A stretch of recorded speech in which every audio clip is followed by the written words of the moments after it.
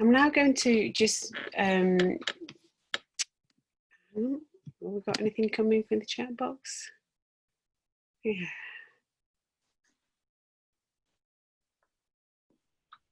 Yeah, lovely. Reminded me of a lifelong connection with the natural world. Absolutely. Digging deep. All I can say is I had a really amazing conversation with someone who's just joined the EMCC, and this is their first CPD session.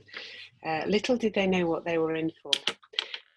But yeah, so thank you. So I'm going to move on and just share a little bit about the state that we're in, but not from the perspective of the data, more from a perspective of actually what sits behind that.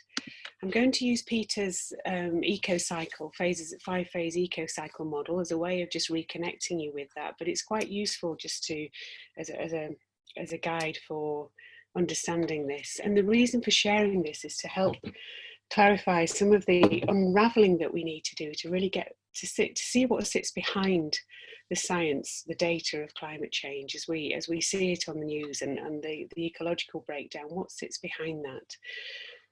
So as I say, climate change and what we've done to the earth, or what we're putting into the atmosphere, more than half of the damage we've done has happened since the United Nations panel for climate change was put into place, and since Al Gore's first book on the uncomfortable truth, on climate change.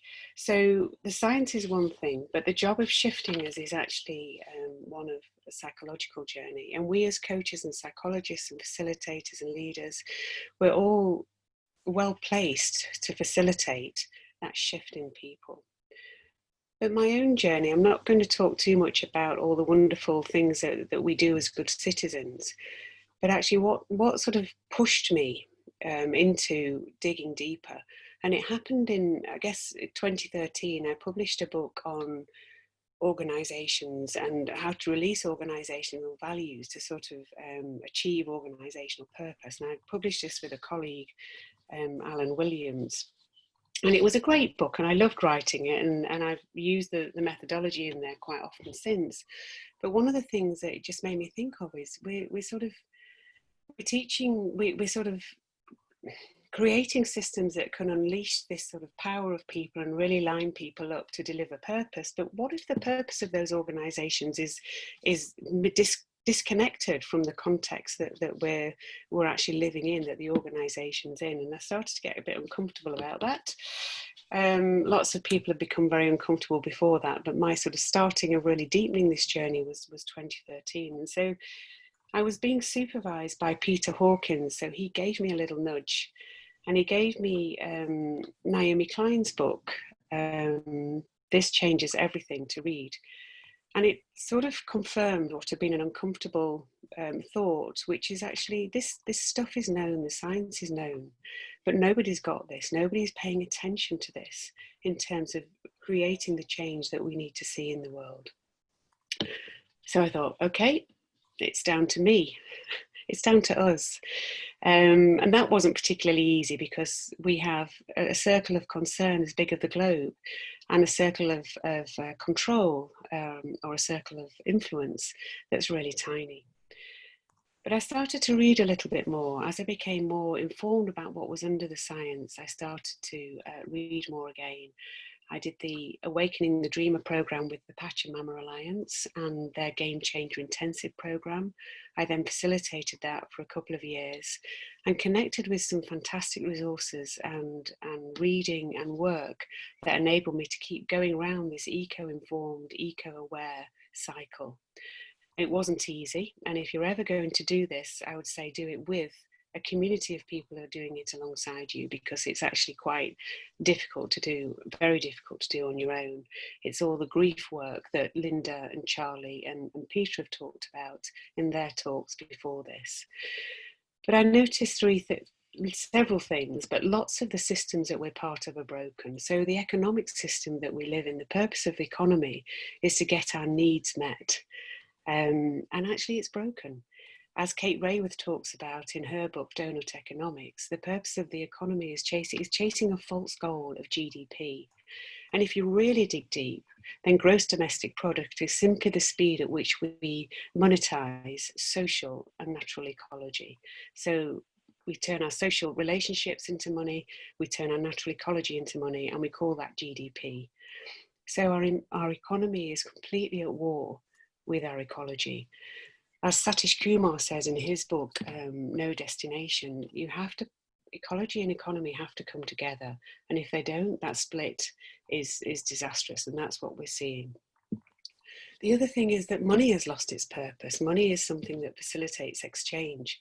And if you think about money as a blood system, then if we had so many blockages and aneurysms in our internal blood system, we would be dead.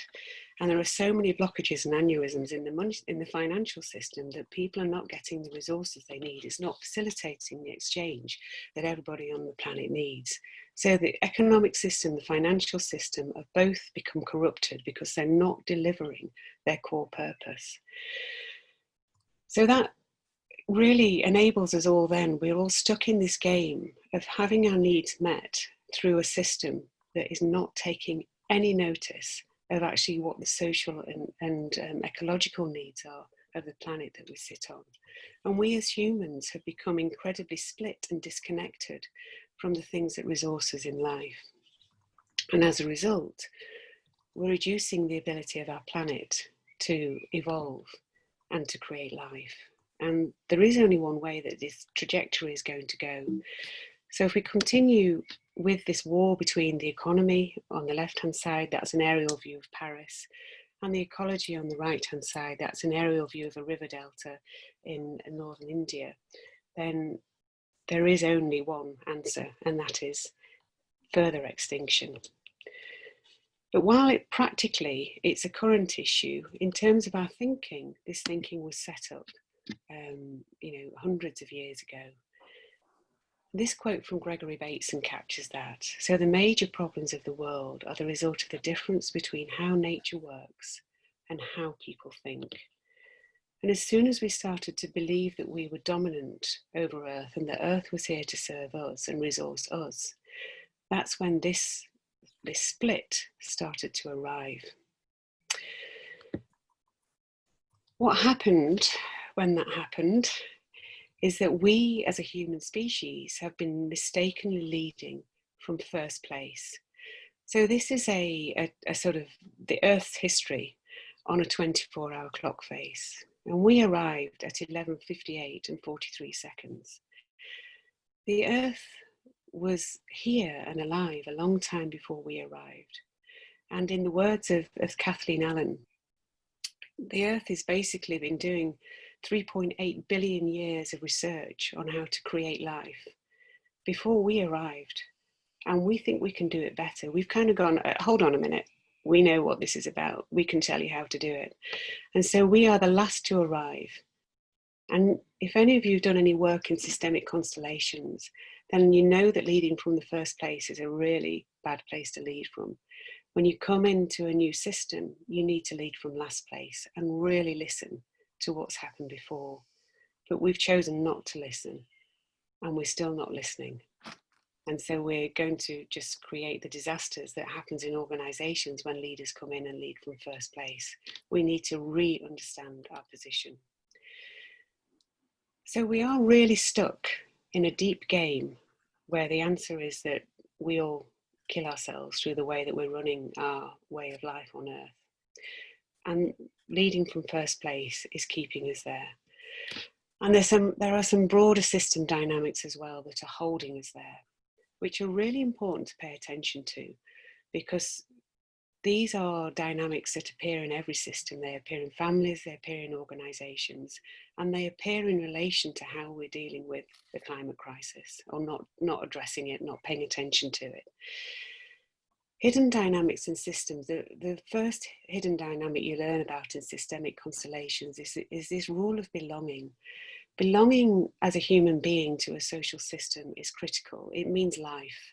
If you don't belong, then you get ousted from the group and you get eaten or killed by whatever baddies are around in terms of tigers, lions, whatever it is, disease, pestilence. If you don't belong to your social group, then you risk danger, death, and death. So isolation is something we are really hardwired against.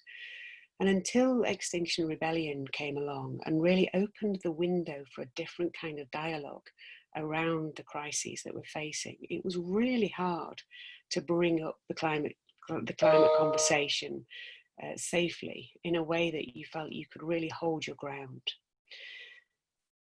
And I remember Hetty Ainsig talking about this when she published her book about leadership coaching and the future of coaching. I think she published that in 2017, and she thought that no one was going to ever talk to her again because she'd mentioned something that was unmentionable. And the reason why it's unmentionable is because we've done so much damage, because we're so wedded to an economic system that is actually damaging us, and to actually raise awareness of that is to make people feel really stupid. Then it's easier just not to listen and not to hear. So because we've caused so much trauma and so much harm, both to people, to the earth, and to the more than human species on this earth, it's easier to pretend that it's not happening, and it's easier to forget what we've done. And it's important to be aware of these dynamics because they keep us in this place of stuckness, and we have to fight against them every day in order to stay awake and to see and to move beyond where we are. And the other reason why I think that if you're going to go through this eco-informed, eco-aware, and really move yourself to unravel what sits on the stage behind the curtain, do this with others, because actually it's so much easier to belong to a group that's doing this together. And it's so much easier to keep each other awake and support each other through this process. And in fact, Sally Gillespie, who wrote this book, Climate Crisis and Consciousness, who some of you will know and you'll have read that work, she talks in there about the value of the group that she belonged to. So we are stuck, and we are rather stuck, but we don't have to stay there. Zoe, did you want to say something before I move on to the next slide? You mentioned something this morning, and it might be useful just to throw that in now. Thanks, Ali. I'm now thinking, which bit was it that I mentioned you want me to bring in? Was it the piece about how every response is going to be unique because we're all at different places and we're different people? Was it that bit? It was more about the fact that we're constantly going around this, our awareness. We come across our, you say it. Okay, thank you. I think we covered quite a bit. So, yes, so the cycle that you've got now, the Peter cycle, it looks like it's a sort of single circle, but whether we go through that particular cycle or other slightly different or related cycles, I guess learning from my own experience and talking and working with others, it's an iterative, ongoing process. I've lost count of how many times I've looped round and come to differing realizations, or different realizations and different points of insight, and realizing that actually every point I alight on, and the analogy that came to me today thinking about it was like a bird hopping on a branch. It's like, okay, so today I've hopped on this branch, and this is the sense I'm making of things today, and this is where I feel I can contribute in the world with what I can bring and the opportunities I have and the resources I have and so on. And actually probably in several days' time I'll process some more stuff and hop onto a different branch. And I think the two things to draw out is, one, I think when we really engage with this reality that you've just described so beautifully, Ali, if we really deeply keep engaging and don't hide away, don't turn our faces away, then it's inevitable that we are going to keep iterating. And I'm sure it's the only and the right thing to do. And also the way that each of us do iterate is going to be unique to us. And there's no wrong and right through that. But I think for me, it's just, keep turning our face towards the reality. Because we have to. Well, I have to anyway. Thank you, Zoe, for jumping in. Thank you. So I've just kind of shared quite a big picture with you, and I just want to give you a few moments to process that. So I'm going to hand over to Sarah again to do the sort of getting the Zoom rooms ready. So again in pairs, with one listening exquisitely